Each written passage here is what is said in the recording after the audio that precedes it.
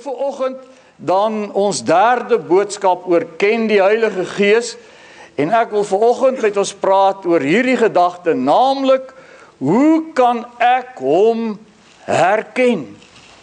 Hoe kan ek weet, dis die Heilige Gees? En ons gaan saam lees in die Nuwe Testament, amper heel agter in die Bybel, die eerste sendbrief van die apostel Johannes, 1 Johannes, die 4de hoofstuk, en ons lees die eerste 3 verse. 1 Johannes 4, vers 1 tot 3.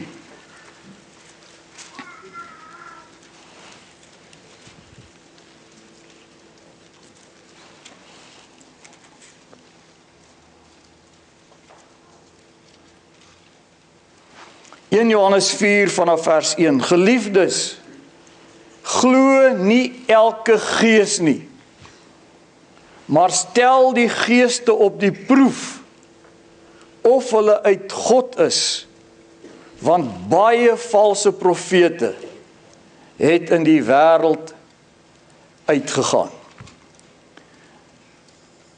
Hoeveel valse profete? Hier en daar? Hy sê, baie valse profete, nie 1 of 2 nie. Vers 2, hieraan ken julle die Gees van God. Elke gees wat bely dat Jesus Christus in die vlees gekom het, is uit God.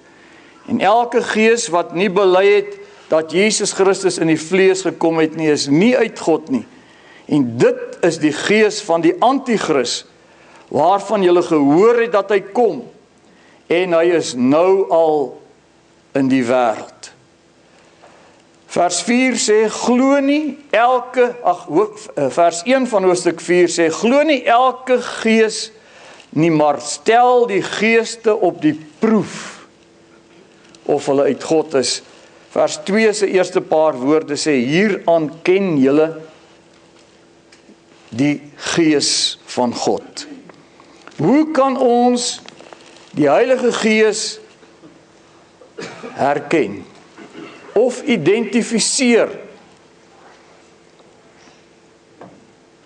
Mense kan baie maklik sê, die Heilige Gees het dit of dat vir my gesê. Of die Heilige Gees het hierdie of daardie ding vir my gewys. Of die Heilige Gees het my gelei in die besluit wat ek geneem het. En tog, my broeder en suster, is dit 'n baie gevaarlike terrein om op te beweeg. Daarom dat die apostel Johannes ook 'n dringende waarskuwing rig tot kinders van die Here, en vir hulle sê, glo nie elke gees nie, maar stel die geeste op die proef, of hulle uit God is, of dit werklik die Heilige Gees is, wat aan die werk is, of nie. Die apostel Paulus sluit by geleentheid aan by hierdie gedagte, in 2 Korintiërs die 11de hoofstuk, die 4de vers, waar hy as het ware vir ons sê, dat daar in die laaste dae 'n ander Jesus verkondig gaan word, 'n ander Heilige Gees voorgehou gaan word, en dat daar ook 'n ander evangelie gepredik gaan word. Dit is een van die tekens van die eindtyd, dat daar baie ander geeste, duiwelse geeste, aan die werk sal wees. Maar God dank ook die Heilige Gees werk. Maar die Here het vir ons in sy woord duidelik kom wys hoe ons die Heilige Gees kan herken. Dat ons die geeste kan toets, op die proef kan stel. Watter stem het met my gepraat? Wie het my onder sekere indrukke gebring? Wie is dit wat my probeer lei? Is dit die gees van die Satan, die gees van die Antichrist? Want antichrist beteken teen Christus, of is dit die Heilige Gees van God? Hoe herken ons die Heilige Gees? Dan wil ek in die eerste plek sê, ons herken die Heilige Gees aan sy stem.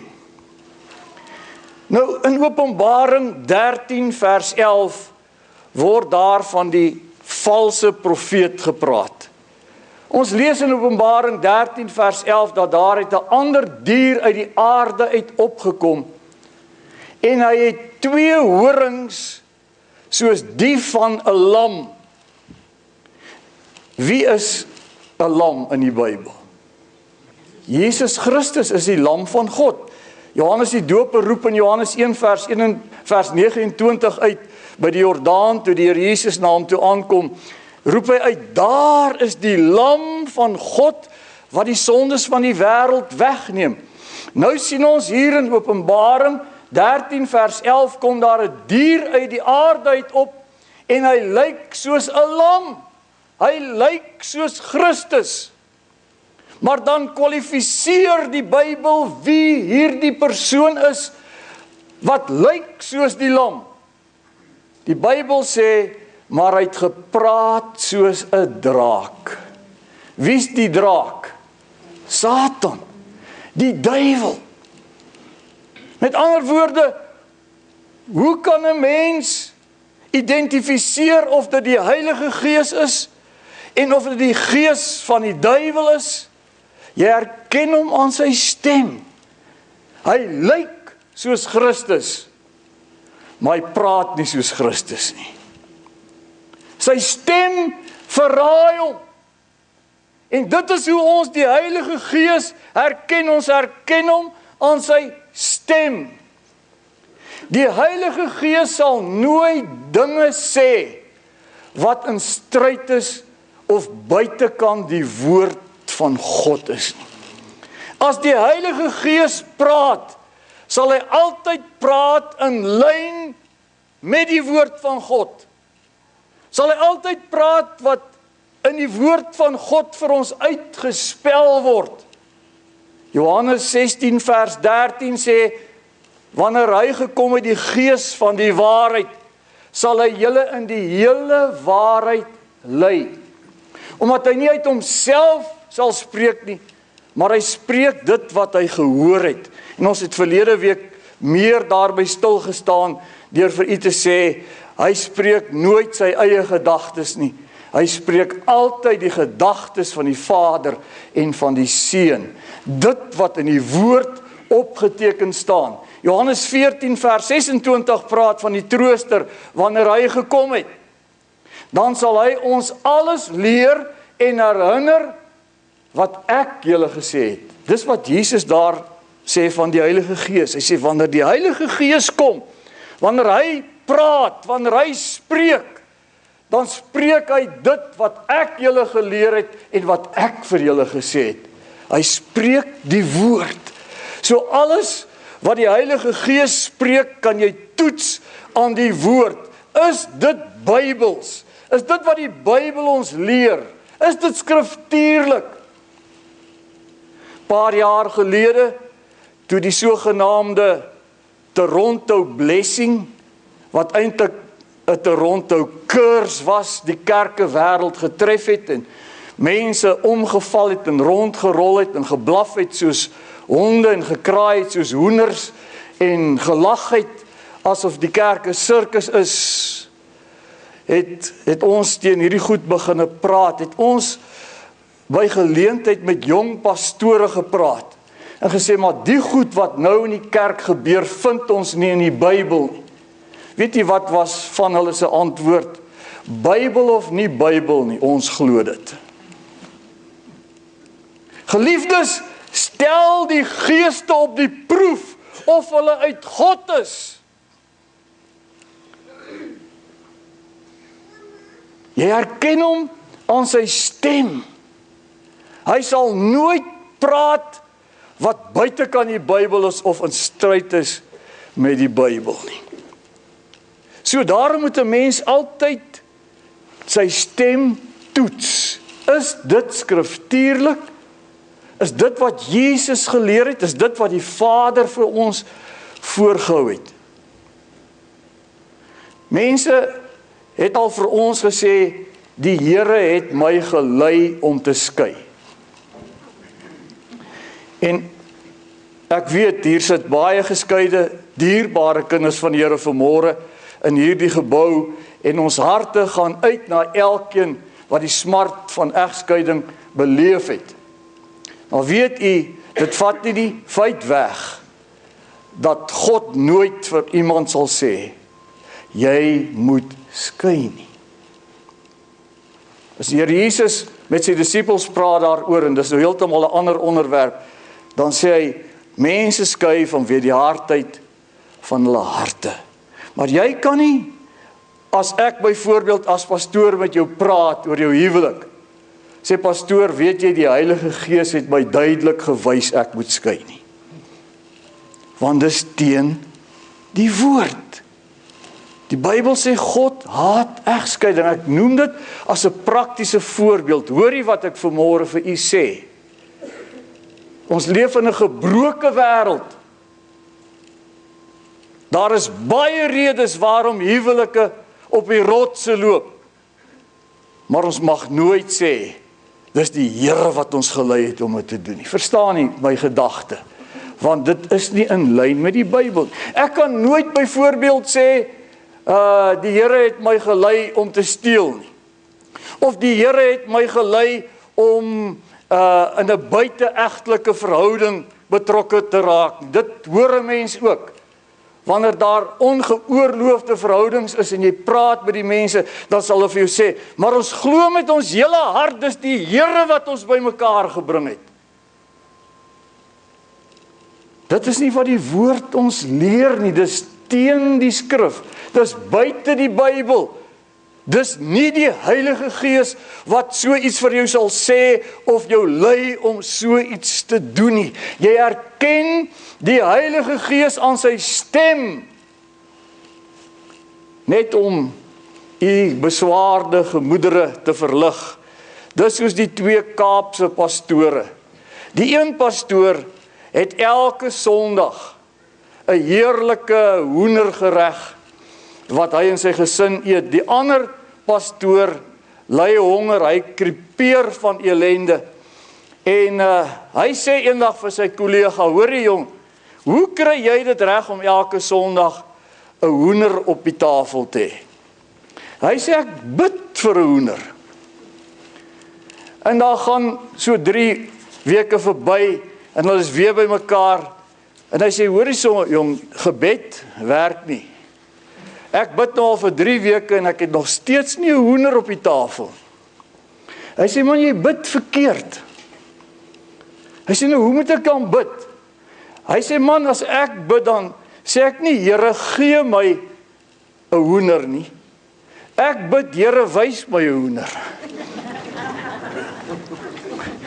Nou, my broeder en suster, dis nie 'n gebed wat die Heilige Gees jou sal leer om te bid nie. Verstaan nie, want jy wil net die hoender sien, jy sal self hom in die hande kry, op een of ander manier.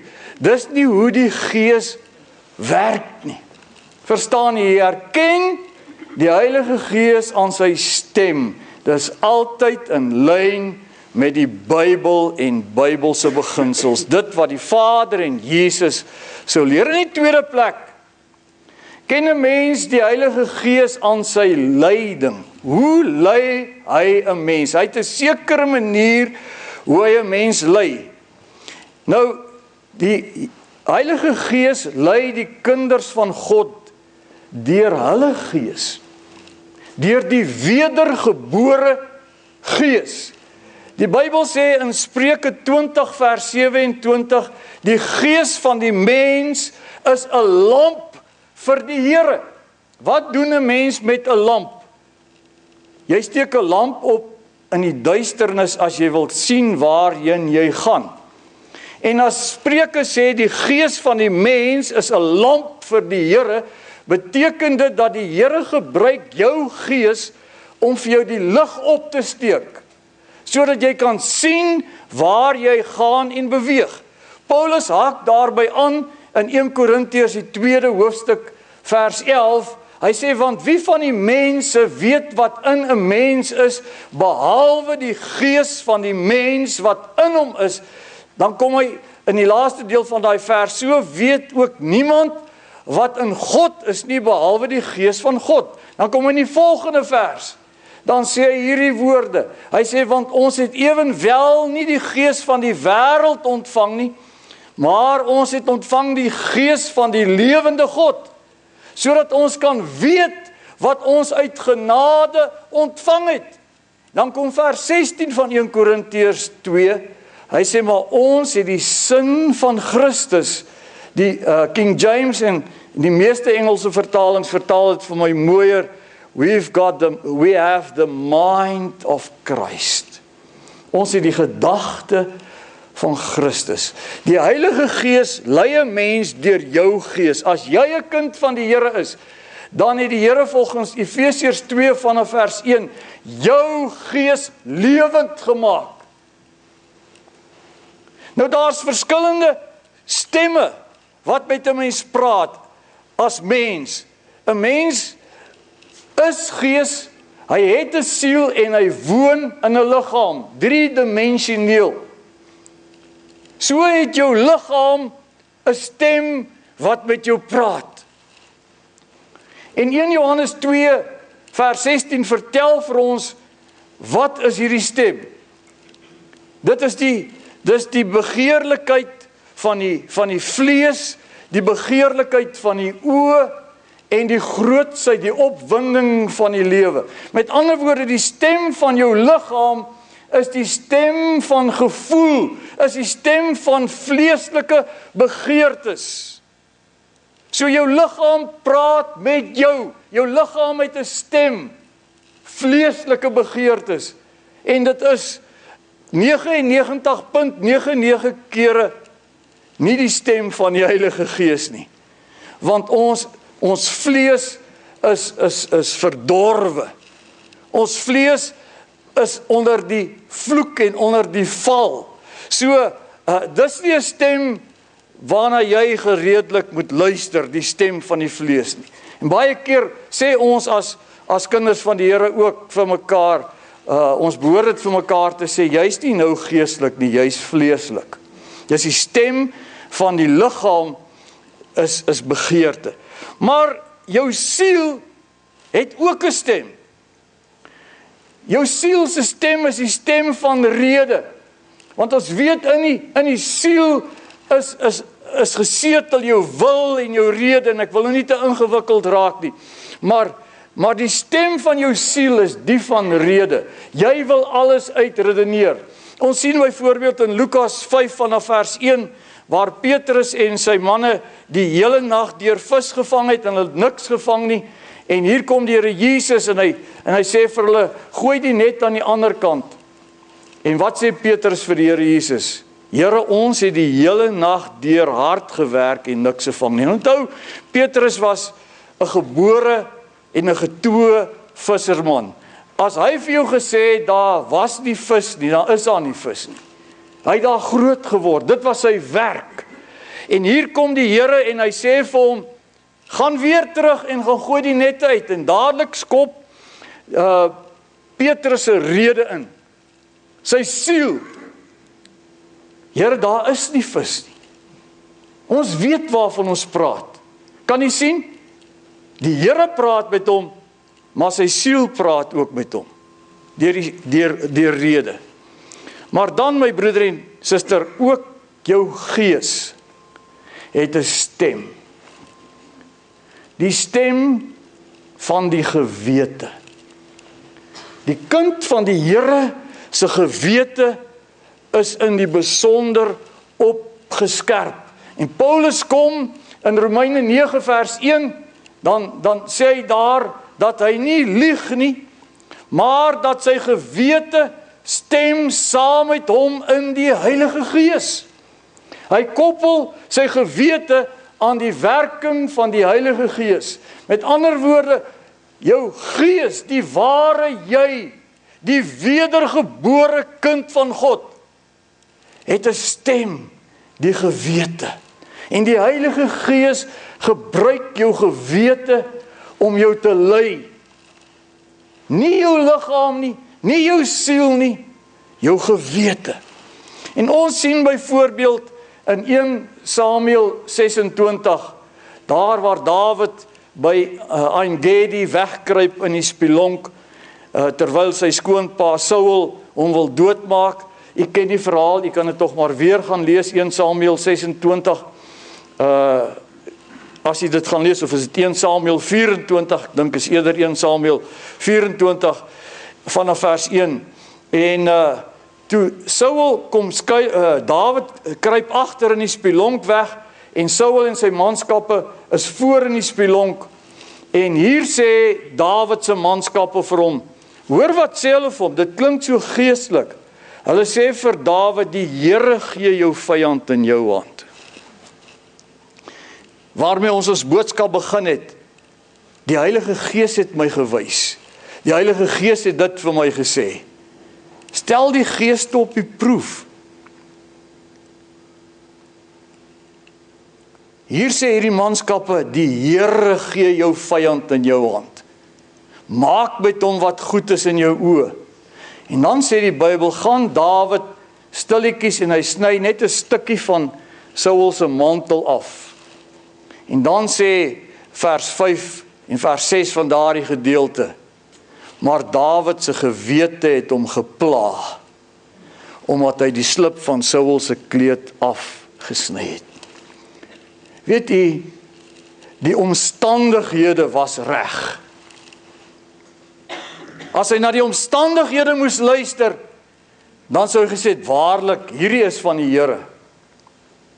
Weet jy, die meerderheid was aan sy kant, al die manskappe het gesê, die Here gee hom in jou hand.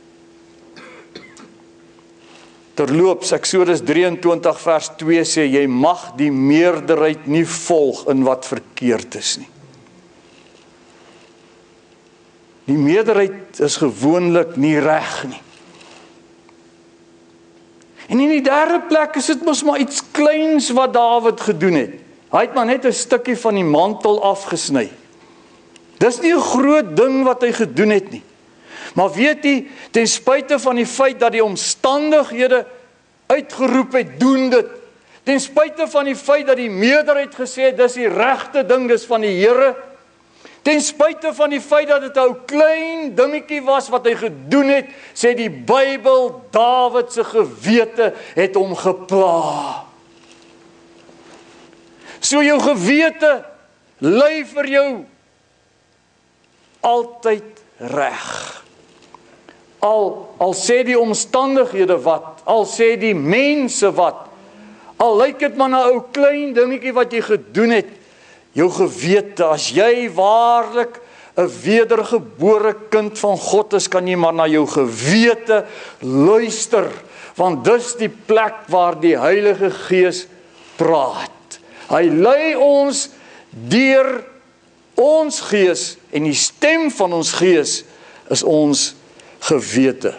Maar daar's ook 'n tweede manier hoe dat die Here ons lei deur ons gees, deur ons wedergebore gees, en dit is deur 'n innerlike oortuiging van die Heilige Gees. Paulus kom in Romeine 8 vers 16 en hy sê hier woorde, die Gees getuig saam met ons gees dat ons kinders van God is. Die Gees getuig saam met ons gees. Daar's 'n innerlike oortuiging. As 'n mens 'n besluit geneem het en die vrede van die Here kom oor jou. Die vrede waarvan die Bybel sê alle verstand te bowe gaan. Dan kan jy in jou hart weet dat jy weet, dit was die regte besluit wat ek geneem het. Maar jy weet, ons neem partykeer besluite. En dan is dit asof die dood oor ons kom. By geleentheid, baie jare gelede, het ons, toe ons die beroep gekry het na Delmas gemeente. toe sê ons die beroep af. Ons het dit nie behoorlik deurgebid nie. En die oomblik toe ek die beroep af sê, toe kom daar oor my en oor Maggie 'n geweldige onrus. Ons het gevoel die dood is op ons. Ons het gevoel dis die einde van die wêreld, daai geweldige onrus, daardie onsekerheid. En ons besluit maar ons gaan die streeksvoorsitter bel en vir hom sê ons het 'n fout gemaak. En ons bel hom en hy sê vir my, Dries, ons het klaar 'n ander pastoor beroep na daai gemeente. Maar as die Here wil hê jy moet gaan, sal hy ook bedank. En weet jy, hy het bedank. En ons kon die beroep aanvaar na Delmas. En die vrede van die Here het teruggekeer in ons harte. Die Heilige Gees lei 'n mens deur daardie innerlike oortuiging. Jy weet dat jy weet, die vrede van God wat oor jou kom, ten spyte van baie dinge wat rondom dalk verkeerd lyk, ten spyte van baie ander stemme wat met jou praat, weet jy in jou hart, dis van die Here, want jy beleef die vrede van die Here. So in die eerste plek herken ons die Heilige Gees deur sy stem, en in die tweede plek herken ons hom deur sy leiding. Hoe lei hy ons? En dan in die derde en laaste plek herken ons die Heilige Gees aan sy werking. Hoe werk hy? En die woord van die Here sê in 2 Timoteus 1 vers 7, God het ons nie 'n gees van vreesagtigheid gegee nie, maar 'n gees van krag, liefde en selfbeheersing. Met ander woorde, wanneer die Heilige Gees aan die werk is, hy gaan nie na jou toe kom op 'n manier en vir jou sê, man, jy is wegwerplik vir God, of jy is te sleg dat die Here jou sal hoor. Hoor jy wat ek vir u sê? Want die Heilige Gees bring nie daardie verwerping na vore, bring nie daardie ding na vore dat God nie na jou sal luister nie. Inteendeel, die Heilige Gees trek jou na die Vader toe. Romeine 8 vers 15 sê dat ons het nie 'n gees van slawerny ontvang om weer te vrees nie, maar ons het ontvang die gees van aanneming tot kinders, deur wie ons roep, Abba, Vader. Dis die Heilige Gees wat jou in jou krisis en in jou stryd na die Here toe wil trek. En vir jou wil gee krag, oorwinning, selfbeheersing, liefde. Dis wat hy wil hê jy moet belewe. Die liefde en die vrede van die Vader. Dit wil hy aan jou en my gee. Dis hy wat so werk. As jy bid, dan kom die duiwel gewoonlik en hy sê, man, jy bid teen die dak vas. Of hoekom sal die Here nou na jou luister? Wie is jy? Die Here gaan nie na jou luister nie, en hy gaan nie jou sondes vergewe nie, en hy gaan jou nie help nie. Dis nie die gees van God nie. Stel die gees op die proef. Die oomblik as jy sulke gedagtes belewe, moet jy weet, dis nie die Heilige Gees wat aan die werk is nie. Dis die gees van die Antichrist. Dis die gees van Satan wat jou wil wegtrek. God het ons nie 'n gees van vreesagtigheid gegee nie. Nee, hy het vir ons daai gees gegee wat ons na die Vader toe trek. Dan kan ons roep, Abba, Vader. Hy bring ons na die Vader met ons stryd, met ons gebrokenheid, met ons swakhede, met ons sonde kan ons kom. Hy bring ons na die Vader. Hy roep ons na die Vader. As ons kyk na die gawes van die Heilige Gees, dan verduidelik dit en onderstreep dit hierdie punt nog meer. Ons kyk byvoorbeeld na 1 Korintiërs 14, waar hy praat oor die verskillende gawes, dan praat hy oor die gawe van profesie. Dan sê hy in 1 Korintiërs 14 vers 3, hy wat profeteer, spreek tot die gemeente woorde van stigting, troos en bemoediging. Dis wat die Gees werk in ons binneste. Opbouing, die woord stigting beteken om op te bou. Hy spreek woorde van stigting, troos en bemoediging. Dis hoe hy werk. Dis hoe jy hom herken. Hy sal jou altyd stig, opbou. Hy sal jou altyd troos in jou smart en in jou ellende. Hy sal jou nie dieper in die grond trap nie, maar hy sal jou optel. Dis die werk van die Heilige Gees, om te stig en te troos en te bemoedig. Dis hoe ons hom herken. My broeder en suster, ek vertrou dat u hierdie afgelope paar dienste die Heilige Gees 'n bietjie beter leer ken het. En dat u ook vanmôre hier sal weggaan. En dat u, soos wat ons skrifgedeelte vir ons sê, die Gees op die proef sal kan stel. Dat u sal kan sê, dis die Heilige Gees wat met my praat. Ek herken sy stem, want hy praat met my oor dit wat in die Bybel is. Die riglyne kan ek toets aan dit wat die Bybel leer. Ja, ek herken hom want hy lei my deur my gees, deur daai oortuiging en deur my gewete wat ingestel is op sy stem. Ek weet dis die Heilige Gees, want ek ervaar sy stigting, sy troos en sy bemoediging. Mag die Here sy woord seën. Kom ons bid net saam. Here, baie dankie dat ons op hierdie Pinksterdag weer van naderby uit u woord kon kyk na die kosbare persoon van die Heilige Gees.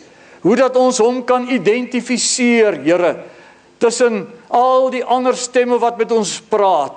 Dat u ons nie in die duister gelaat het nie, maar dat u dit vir ons weer eens vanmôre kom uitspel het. Dankie vir die soet stem van die Heilige Gees, wat in lyn is met die kosbare woord. Dankie vir die leiding van die Heilige Gees, ook wanneer u met ons praat in ons innerlike mens, die innerlike oortuiging en die stem van ons gewete. Dankie dat die Heilige Gees ons gewete opskerp om te hoor wat u sê en hoe hy ons lei. Dankie vir die troostvolle werking van die Gees in ons harte, dat hy ons nooit wegstoot nie, dat hy ons nooit verwyd nie, dat hy ons nooit verkleineer nie, maar dat hy ons altyd na die Vader toe trek. Ja, ons stig, ons troos en ons bemoedig. Dankie dat een van die name van die Heilige Gees die trooster is. Ons eer u vir so 'n trooster. Dankie Here dat u beloof het, hy sal by ons wees en in ons wees tot in ewigheid. Dankie dat ons onsself aan u kan wy weer vanmôre. Help ons om wanneer ons in hierdie wêreld is, die stem van u Gees altyd te kan onderskei in Jesus naam. En ons eer u daarvoor. Amen.